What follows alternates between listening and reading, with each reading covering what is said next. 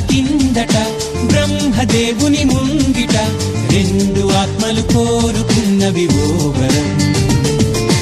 రూపురేఖలు వేరట ఊపిరొకటే చాలట ఆ వరాన్నే స్నేహమంటున్నాం మనం. కంటి పాపని కాపు కాసే జంట రెప్పల కాపలాగా నిండు చెలిమికి నువ్వు నేను నీడనివ్వాలి.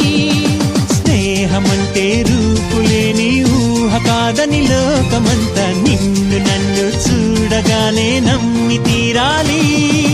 కొంతకాలం కిందట బ్రహ్మదేవుని ముంగిట రెండు ఆత్మలు కోరుకున్నవి ఓ వరం.